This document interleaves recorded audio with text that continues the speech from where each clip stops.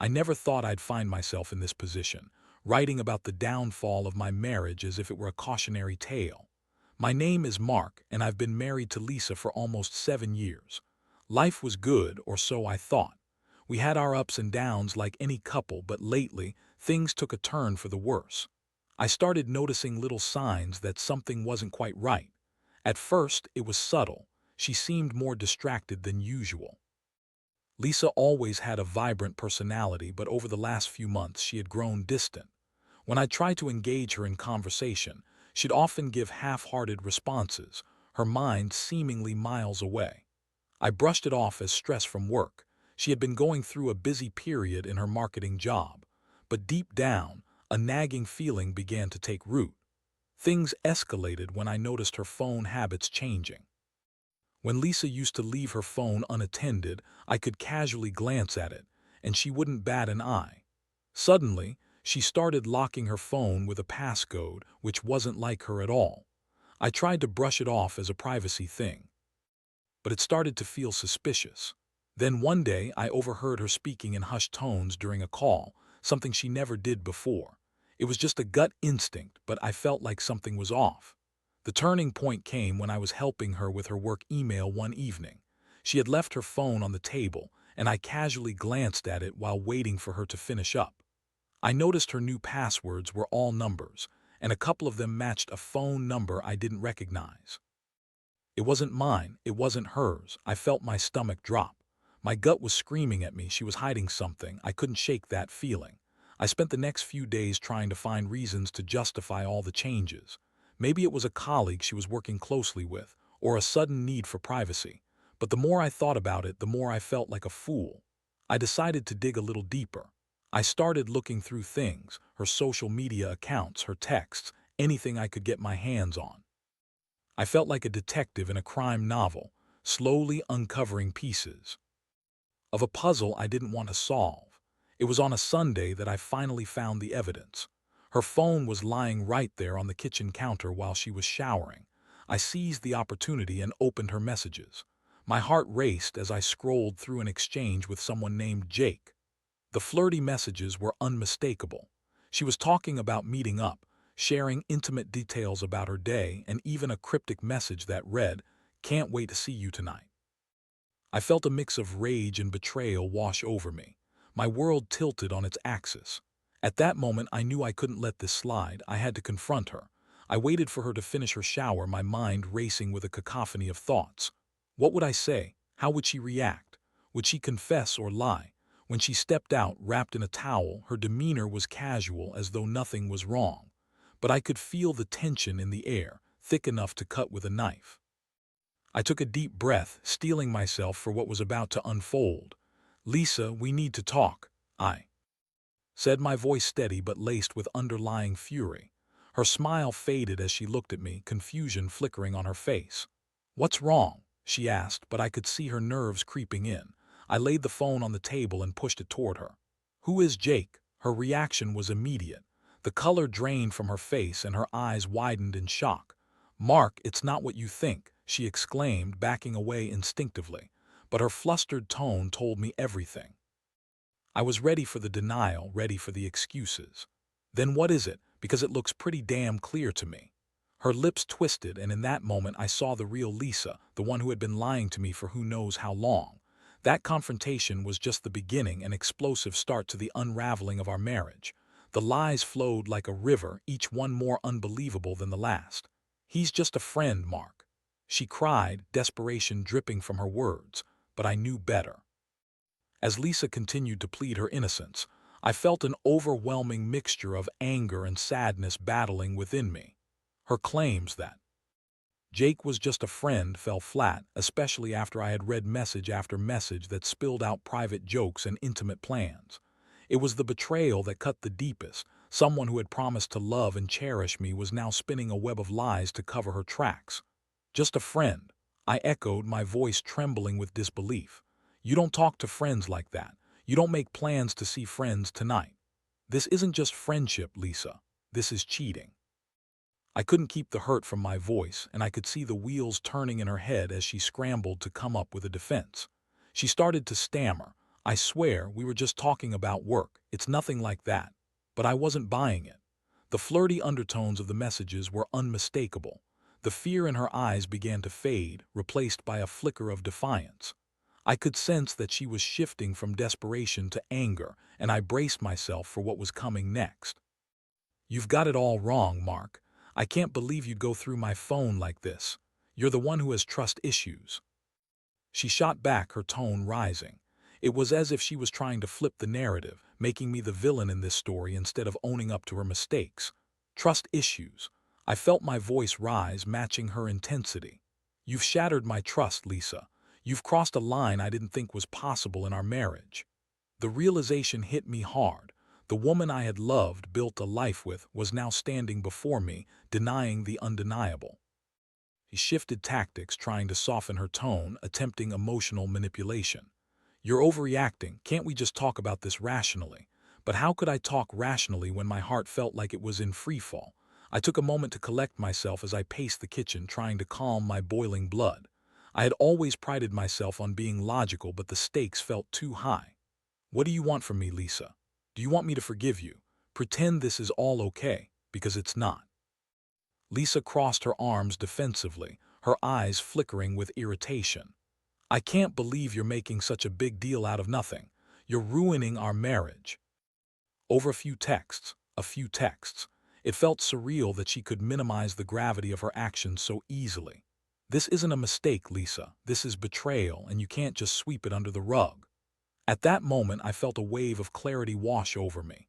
This wasn't just about Jake. It was about our entire relationship, everything we had built together. I thought about our plans, our dreams, the future I imagined with her. All of it had been tainted by her dishonesty. "I can't do this anymore," I said, my voice low but firm. "You've broken my trust, and I don't know if I can ever get it back." The pain in my heart mirrored in the way her face fell. I could see the realization hit her, but it was too late. The damage was done. In the days that followed, I was on an emotional roller coaster.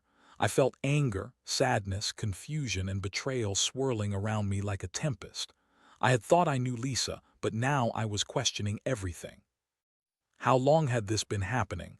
Were there signs I missed? The questions haunted me, keeping me awake. At night, as I sought solace from friends, I began to realize that everyone has their breaking point. My best friend, Tom, had been through a similar situation years ago. He had always told me that betrayal cuts deep, but it also presents an opportunity for growth. I wasn't ready to hear those words then, but they resonated now. I took a few days off work to gather my thoughts and try to come to terms with the whirlwind of emotions. During that time, I found myself reflecting on our marriage, and it struck me how much I had been putting my own needs aside for the sake of keeping the peace. I had always been the one to compromise, but now I felt a newfound resolve to reclaim my life. I knew I had to confront Lisa again, not to rehash the details of her infidelity, but to have an honest discussion about what I wanted moving forward. I owed it to myself to decide what I would accept and what I wouldn't. She was still living at home, but the atmosphere was thick with tension. Our conversations were clipped, the air heavy with unspoken words. I could see the guilt in her eyes, but it did little to ease my heartache. It was time for me to take a stand. I called her into the living room one evening, my heart racing as I prepared to lay out my thoughts. "We need to talk about our future, Lisa," I began, my voice steady. "I can't live in this limbo anymore. I need to know if you're willing to work on our marriage, to be honest with me moving forward." I could see her prepare to launch into another defense, but I held my hand up to stop her. "No more excuses. I need to know if you want me or if you want to keep seeing Jake." The silence that followed felt like an eternity. I watched as she struggled with her emotions, and I prayed for clarity in her response. Whatever came next would shape the course of our lives together or apart. Lisa's expression shifted from confusion to contemplation, and for a moment I thought I might see a flicker of genuine remorse. But then, as if a wall had descended, she opened her mouth to speak, and I braced myself for whatever excuse she would concoct. "I didn't mean for things to get out of hand," she said, her voice softer now but still edged with defensiveness. He's been a friend, someone I could talk to about work and life. I never intended for it to become this." Intended. This isn't a mistake, Lisa. It's a choice. You chose to talk to him, to flirt with him, to keep secrets from me. I countered, my heart racing as I fought to keep my emotions in check. I need you to understand that this isn't just about Jake. It's about everything you've hidden from me, everything we've built. I feel like I don't even know you anymore. She looked down, her eyes glassy, but I could see the wheels turning in her mind. I was hoping she might finally come clean, but I sensed she was still wrestling with her guilt. You don't understand how lonely I felt. She finally admitted, her voice barely above a whisper. Life got so chaotic and I don't know how to explain it. The air crackled with tension as I struggled to process her words. Lonely? Lisa, we were supposed to be a team. If you felt that way, you should have come to me. Instead, you sought comfort in someone else, and that's what hurts the most. My words were laced with disappointment, and I could feel the tears pricking at my eyes. She took a step closer, her eyes pleading. I'm so sorry, Mark. I never wanted to hurt you, I swear. I thought I could handle it, that I could compartmentalize my feelings, but then it all got out of control. Got out of control. I repeated, my voice rising again. Lisa, that's not an excuse. You made a choice, and now you have to face the consequences. The silence stretched between us, heavy and suffocating. I could see her wrestling with her own emotions, but I wasn't sure I could trust her words anymore. I had given her the chance to be honest, to be vulnerable, but she wasn't there yet. Do you still love him? I asked, my heart pounding as I braced for her answer. The question seemed to catch her off guard. What? No, I don't love him. It wasn't supposed to mean anything. The rawness in her voice made me hesitate. Was she telling the truth? I wanted to believe her, but the betrayal felt too fresh, too raw. Then why did you allow it to happen? Why did you let it go that far? She looked away, shame washing over her features. I don't know. I messed up, Mark. I thought it was harmless at first, just some flirting. But then it became more, and I didn't know how to stop it. Her admission hung in the air, and for a moment I felt a flood of empathy for her struggle, but I quickly reminded myself of the hurt she had caused. This isn't just about you, Lisa. You have to understand the impact this has on us. I don't know if I can trust you again. Trust takes time to rebuild, and right now it feels shattered. Please, let's try to fix this. I'll do whatever it takes, she pleaded, her voice thick with emotion. I want to make it right, I really do. Make it right. How? I shot back. You can't just wipe the slate clean. You've already broken my heart. I could see the tears streaming down her cheeks, her remorse palpable, but I needed more than just tears. I needed action, honesty, and a commitment to rebuilding. Mark, I made a terrible mistake. I swear I'll end things with Jake, and I'll work on being the wife you deserve, she promised, desperation lacing her words. Ending things isn't enough, Lisa. You need to understand why it happened in the first place. I replied, my voice a mix of frustration and sorrow. If you don't address the issues that led you to him, this will only happen again. The truth hit me like a ton of bricks. I couldn't just forgive and forget. I had to think about what I wanted. Did I want to try to salvage our marriage, or was it time to walk away? I took a deep breath, letting the weight of the decision settle in. I need some time to think, I finally said. I can't make any promises right now. Her face fell, but I could see the realization that I was serious. The silence that followed was deafening. I turned away, needing space to process the whirlwind of emotions churning inside me. Over the next few days, I wrestled with my thoughts, replaying our conversations in my mind. I was angry, yes, but there was also a part of me that felt deeply sad for the loss of the connection we once had. I longed for the days when things were simple, when we were happy together, but those days felt lost in the haze of betrayal. I spent more time with Tom, who had become a sounding board for my heartache. He had been through his own hell and had emerged stronger, so I found comfort in his advice. You need to think about yourself, Mark. What do you want? Do you really see a future with her after all this? His words were haunting, echoing through my mind. I wasn't sure if I could truly rebuild the trust, but I realized I needed to make a decision. I had to take control of my life again. After a few days of soul-searching, I knew I needed to have another conversation with Lisa. I was ready to lay it all on the line, to tell her what I needed to feel secure in our relationship again. I just hoped she was willing to meet me halfway. I had to find out if she truly understood the gravity of her choices and whether she was committed to doing the work it would take to heal us. As I prepared for the discussion, I felt a mixture of dread and hope. I wanted to believe that we could turn this around, but the path ahead felt uncertain. I knew whatever happened next would decide the fate of our marriage. The atmosphere in the house was thick with unresolved tension as I prepared for my conversation with Lisa. I could feel the weight of the moment pressing down on me, making it hard to breathe. I needed to be clear about my feelings and expectations, but I also knew that this was going to be a pivotal moment in our relationship. After dinner, when the last light of day was fading, I took a deep breath and motioned for Lisa to sit down with me in the living room. Her expression was a mix of anxiety and hope, and I could tell she was bracing for what was to come. "Lisa, I've been thinking a lot about everything that's happened. I began, my voice steady but firm. I need to be upfront about where I stand." Her eyes widened slightly as she nodded, clearly wanting to hear what I had to say. "I'm listening. I want to believe that you're genuinely remorseful and that you want to make things right, but I also need you to understand how deeply you've hurt me," I continued, feeling the intensity of my emotions surge. "I can't move forward without trust, and right now, I don't trust you." "I understand," she said, her voice low. "I never wanted to hurt you, Mark. I know I messed up, and I'll do everything I can to fix this." I took a moment to gather my thoughts. "That's the first step, but it's going to take more than just promises. I need to know that you're willing to put in the effort to rebuild what we had. It can't just be about stopping things with Jake.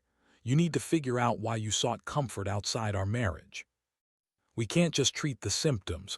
We need to address the root of the problem." "I know that now," she replied earnestly. I didn't realize how disconnected I felt until it was too late. I thought I could handle it, but I see now that I was wrong. "Lisa, I need you to be open and honest about everything moving forward. No more secrets, no more hiding things from me. I need to know that you're truly committed to this marriage if we're going to make it work," I told her, my heart pounding as I laid it all out. "I promise, Mark, I'll be transparent. I'll even give you access to my phone, my messages, whatever you need to feel secure," she said, her eyes pleading for understanding. It was a start, but I couldn't help but feel skeptical. "Access to your phone isn't going to fix the trust that's been broken. I need to feel that you want to be with me, that you're willing to prioritize our relationship over any outside distractions." She nodded vigorously, her desperation palpable. "I do want that. I love you, Mark. I've always loved you. I just got lost along the way." Her words stirred something deep within me, a flicker of hope perhaps. I wanted to believe her, but doubt still clouded my heart. "Then let's work on this together. I don't want to throw away everything we've built, but I need to know you're fully committed." "I'm committed," she insisted, her voice now filled with determination. "I'll go to counseling to understand my issues and work on myself. I'll do whatever it takes." Hearing her mention counseling made me pause. It was a positive step, but it also meant that we were facing some hard truths. "I think that's a good start," I said cautiously, weighing my words. "But we both need to be willing to change. It can't just be one-sided. I need to know that we're both in this for the long haul." "Absolutely," she agreed, her expression earnest. "I'll make it my priority to show you that I can be the wife you deserve. We can go to couples counseling together, too." As we continued to talk, I felt a mix of emotions, hopeful yet guarded. I needed time to process everything, to see if her actions matched her words. I was still scared about the potential for more heartache, but at least we were now on the same page about wanting to work towards a solution. After our conversation, things began to shift in our household. Lisa made an effort to be more present and engaged, whether it was doing the dishes together after dinner or asking about my day. She even set up the first couples counseling session, and I watched as she put in the work to address her shortcomings. But while I noticed her efforts, a part of me still felt disconnected. It was hard to shake the image of her with Jake. The memories of his messages, the intimacy they had shared, it was like a shadow lurking behind every moment. I had to remind myself that healing wouldn't happen overnight. The first counseling session was a mixed bag of emotions.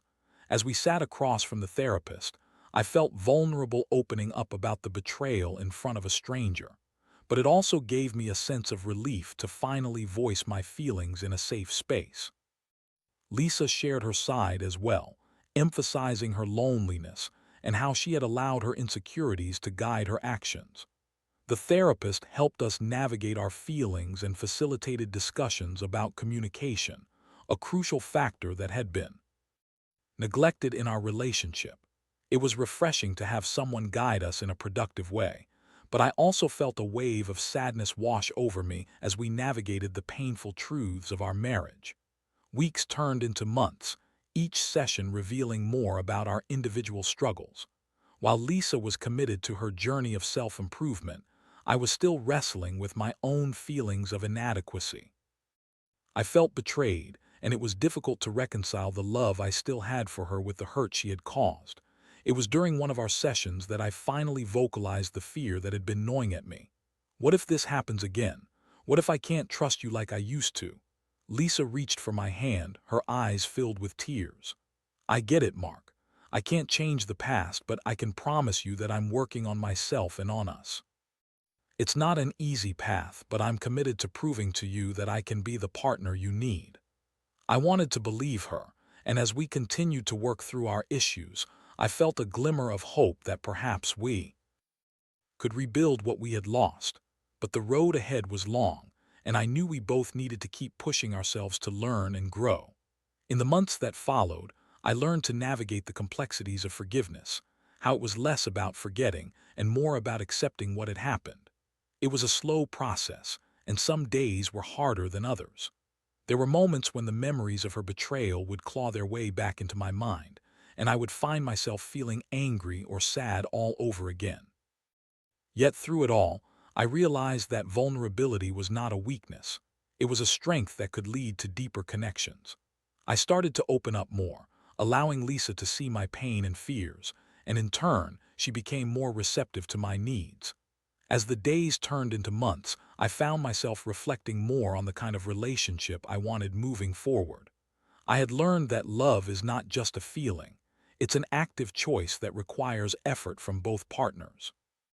It was in the small moments, a shared laugh, a lingering hug, or a comforting touch, that I began to see the glimmers of the love I once felt. The journey was far from over, but I finally felt like we were moving in the right direction. We were slowly rebuilding our foundation, brick by brick, while acknowledging the cracks that had formed. I was learning to trust again, and while I knew it would take time, I was willing to give our marriage another chance. But the question still loomed in my mind. Was it enough? Could we truly recover from this, or were we just putting a bandage on a deeper wound? Only time would tell, and I was ready to see where this journey would lead us. As the weeks passed, I found myself grappling with an emotional shifting landscape. In the wake of Lisa's betrayal, our marriage had transformed into a raw and fragile state. Each day felt like a test of patience, trust, and the commitment to one another. I wanted to believe that we were on the road to recovery, but the past hung over us like a specter, a constant reminder of the choices that had brought us to this point. We continued attending couples counseling, and with each session, I felt a blend of hope and trepidation. Lisa was making strides in her personal journey, attending individual therapy sessions as well. I could see the effort she was putting into understanding herself and the reasons behind her actions, and that gave me a flicker of optimism. But I still struggled with my own emotions. Every time I caught a glimpse of her phone, or she received a message, a wave of anxiety would wash over me, and I'd find myself fighting the urge to check, though I knew I had to resist that impulse. One evening, after a particularly intense counseling session, we sat together on the couch, the air heavy with unspoken words. I felt like we were on the brink of something, either a breakthrough or a collapse. I turned to her, searching for the right way to express my feelings. "Lisa, I need to talk about the trust issue again," I said, my voice steady but laced with vulnerability. "I'm still struggling with it. I want to move forward, but I need you to know how hard it is for me." "I understand, Mark. I wish I could take away your pain," she replied, her eyes filled with sincerity. "I know I broke your trust, and I can't tell you how sorry I am for that. I believe you, but I need to know what you're doing to make sure it doesn't happen again," I pressed, wanting to gauge her commitment to real change. "I still feel that sense of insecurity, like I'm always waiting for the next betrayal to happen. I'm working on being more open. I want you to feel secure in our relationship." She responded, her voice a mix of determination and frustration. "But I need you to meet me halfway. I can't change overnight, and I need your patience while I do this." Her words struck a chord, and I realized that I had to reflect on my own expectations. Healing wasn't linear. It was a process, and I needed to give her the space to grow while also establishing boundaries for myself. "I'm willing to be patient, but I need to see consistency. I need to feel that you're with me in this, and that I'm not alone in navigating these feelings." "Of course, I want to be with you. I'm in this with you, Mark," she said, her voice firm. "It's not easy, but I'm committed to being honest and rebuilding our relationship." As we continued to chat, I felt a sense of relief wash over me. For the first time in a while, I sensed that we were genuinely on the same page. The conversation shifted into lighter territory, and we laughed about our favorite TV shows, sharing moments that felt like a glimpse of the couple we used to be. But just as I began to feel a sense of normalcy returning, the reality of our situation came crashing back. One day, while running errands, I received a notification on my phone, a reminder of our upcoming counseling session. As I glanced at my screen, I felt a wave of anxiety wash over me. Suddenly, I saw Lisa's phone buzzing on the table, and a message popped up from an unknown number. It was a simple text, but my heart raced as I fought the urge to look. What if it was Jake? What if she was still in contact with him? The thoughts spiraled in my mind, and I felt a familiar anger bubbling up. I took a deep breath, trying to quell my rising panic. I knew I would be better off addressing my fears openly rather than letting them fester. After a long day of work, I returned home and found Lisa in the living room, flipping through channels on the TV. "Can we talk?" I asked, my voice steady despite the turmoil inside.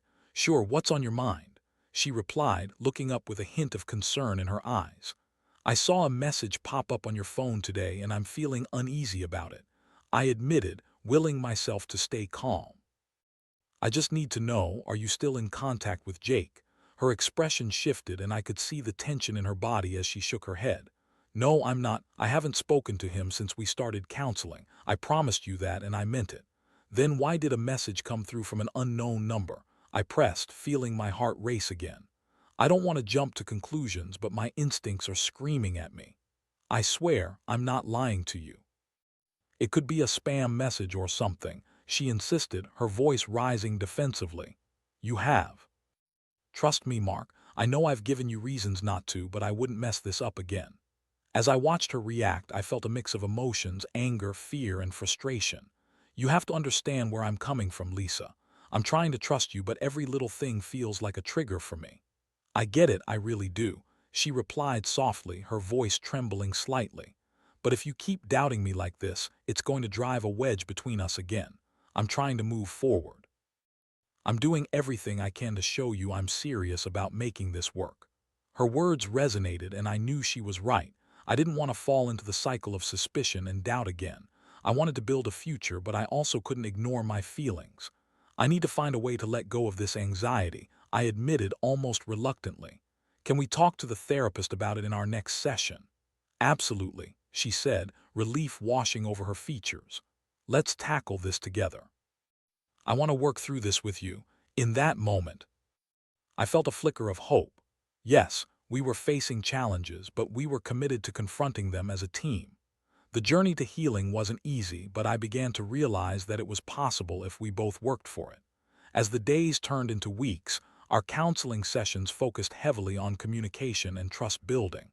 I expressed my need for transparency while also acknowledging my own fears and insecurities. Lisa listened, and gradually I felt the tension start to ease. I learned to share my feelings without fear of judgment, and Lisa became more attuned to my reactions. We both acknowledged that rebuilding trust would take time and effort, but we were willing to put in the work. One afternoon, as we sat on the couch together, I watched her laugh at a silly joke on TV. It was a fleeting moment, but it felt significant. I realized that while the scars of betrayal would linger, we could still create new memories.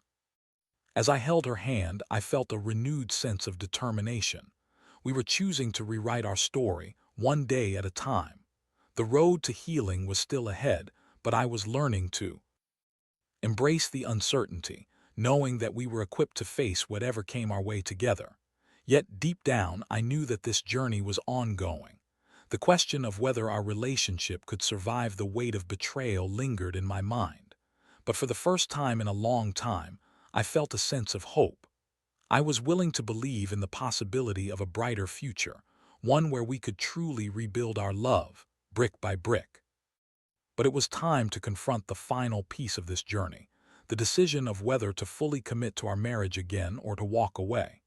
It was a decision that would come soon, but I was determined to navigate it thoughtfully and intentionally.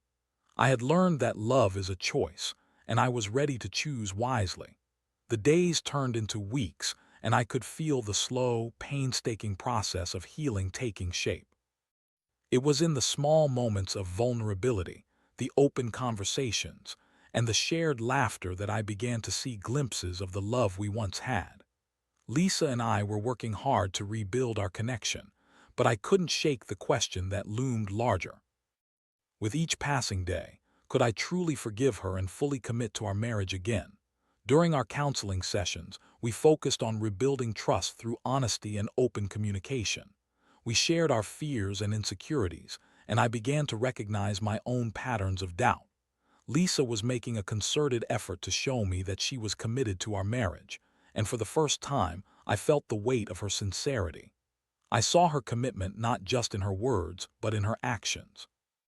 She was transparent about everything, from her phone and social media interactions to her feelings of guilt and shame. One evening, after an emotionally charged counseling session, we decided to take a walk to clear our heads.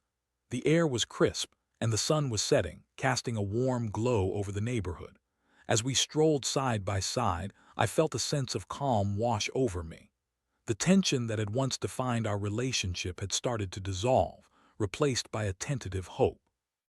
"Mark," Lisa said, breaking the silence as we walked, "I've been thinking a lot about what happened and how I hurt you. I know I can't take back the past, but I want to focus on our future. You mean so much to me, and I'm committed to making this work." Her sincerity was palpable, and in that moment I felt a flicker of something I thought might be lost forever: trust. "I appreciate that, Lisa, I really do, but I also need to be honest about my feelings. I'm still scared. I don't want to relive that hurt again."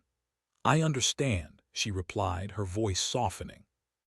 "But I want you to know that I'm not the same person I was when I made those choices. I'm learning and I'm trying to grow. I want to be worthy of your trust again."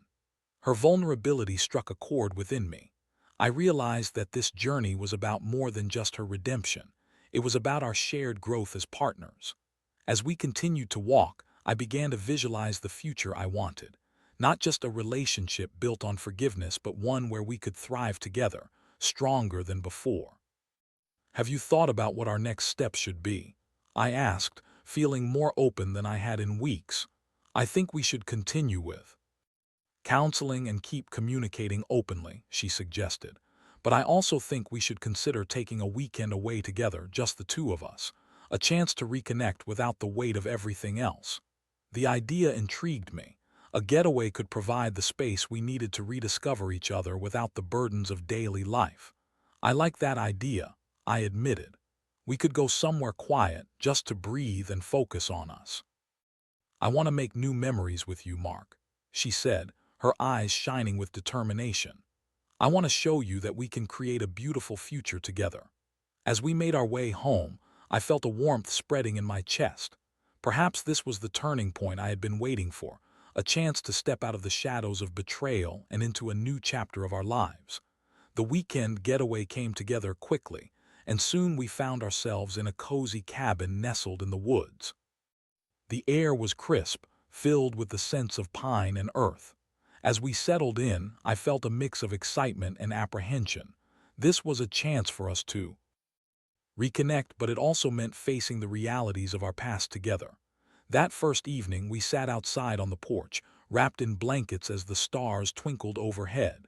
The calmness of the night enveloped us, and I could feel a shift in the energy between us. Lisa turned to me, her expression serious. "I want to talk about everything, our hopes, our dreams, and what we envision for our future." "I'd like that," I replied, grateful for her openness. I think it's important for us to lay everything out on the table. I want to understand what you see for us moving forward." As we talked, I felt a sense of vulnerability wash over me. We shared our fears and aspirations, each conversation bringing us closer to the essence of who we were as individuals and as a couple. Lisa spoke about her desire to be a better partner and how she wanted to create a future where we both felt valued and secure. "I want to build a life together that is based on trust, honesty, and love," she said, her voice filled with emotion. "I don't want the shadow of my past mistakes to define us." "I agree," I said, feeling a surge of hope. "I want us to create something beautiful, but we both have to commit to this journey. I can't do it alone, and I need to know you're fully invested in us." "I am. I promise I'm committed to doing the work," she assured me, her eyes searching mine for reassurance. "Let's make this about us, working together as partners." In that moment, I felt a flicker of something I hadn't felt in a long time: hope. It was a fragile thing, but it was there, growing slowly as we opened up to one another. As the weekend unfolded, we found ourselves laughing, reminiscing, and sharing intimate moments that reminded me of the connection we once had.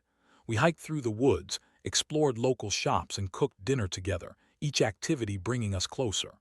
On our last night, as we sat by the fire, I felt a sense of peace settling over me. I turned to Lisa, feeling the warmth of the flames reflecting in her eyes.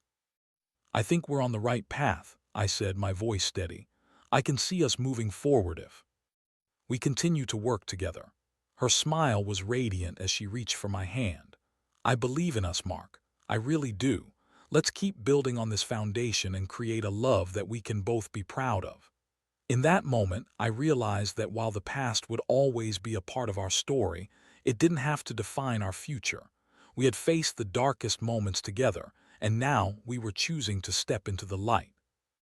It wouldn't be easy, and there would still be challenges ahead, but I felt ready to embrace them with her by my side. As we watched the flames dance in the night, I felt a sense of clarity wash over me. Love is a choice, and in that moment I chose to believe in our future. Together, we would rise from the ashes of betrayal and create something new, something beautiful, built on trust, resilience, and an unwavering commitment to one another.